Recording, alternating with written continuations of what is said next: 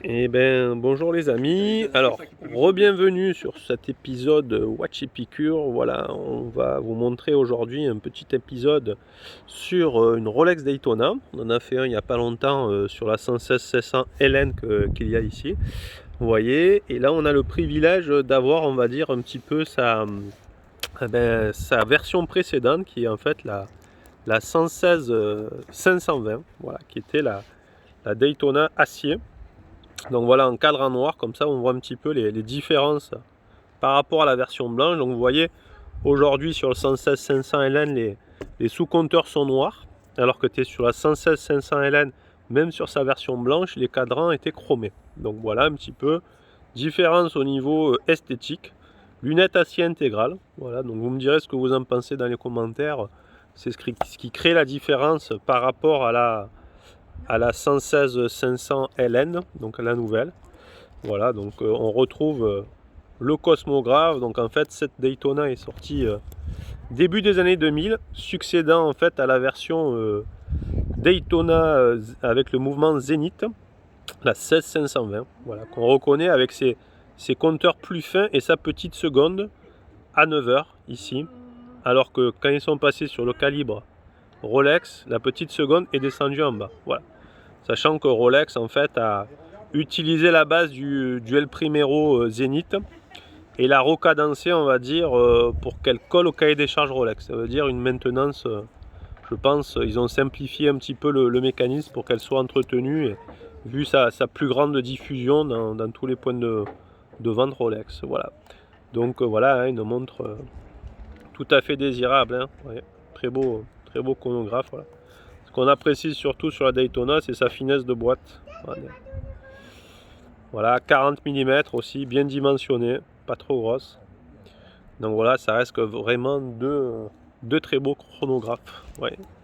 Là, quand on les met toutes les deux, vous voyez, c'est la même famille, mais elles sont assez différentes, quoi. Voilà. Le cadre en blanc et le cadre en noir. Ouais. Alors moi, c'est vrai que sur ces générations de Daytona, je préfère peut-être le cadre en noir sur la version acier, lunette acier. Vous voyez, donc ça, ce sont des montres aussi où les cotes ont explosé. Sachant que celle-ci, en fait, je crois, n'avait pas encore le Chroma Light. Ça veut dire qu'en fait, on a un éclairage en vert. Et après, elles sont passées en éclairage en bleu au niveau des petits index, quoi. Vous voyez, les petites aiguilles flèches de la Daytona. Voilà. Voilà, donc vraiment deux très très beaux chronographes qu'on pouvait acquérir à l'époque aux alentours de 9000 euros. Aujourd'hui, ça a bien monté. Hein. Voilà. Parce que c'est une montre, c'est vrai, qui, pour pas mal de collectionneurs,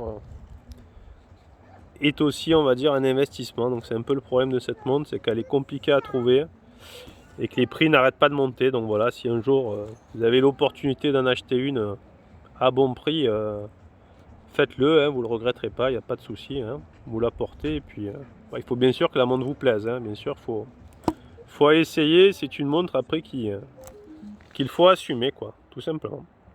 Voilà, bah écoutez, c'était un petit épisode. Les vacances touchent bientôt à leur fin, mais ouais, très sympa. Voilà, on admire un petit peu la lunette tachymétrique, vous voyez, la gravée dans l'acier. Voilà. Voilà. Et maintenant, son homologue en céramique. Ouais. Donc, le coup de maître de Rolex d'arriver à faire une lunette céramique aussi fine. Vous voyez l'intégration un peu de la lunette, elle est quand même. Voilà, la finition est parfaite, hein, comme toujours. Comme toujours chez Rolex, c'est très très très propre. Vous voyez. Mais on a vraiment deux très belles pièces intemporelles et surtout des chronographes étanches avec lesquels, poussoir vissé, on obtient une étanchéité de 100 mètres. Voilà. Donc voilà, très très belle pièce d'horlogerie. Et ben voilà les amis, écoutez, on se dit à bientôt pour de nouveaux épisodes. J'espère que vous vous portez bien. N'hésitez pas à liker la vidéo et à vous abonner. On se dit à très bientôt. Merci.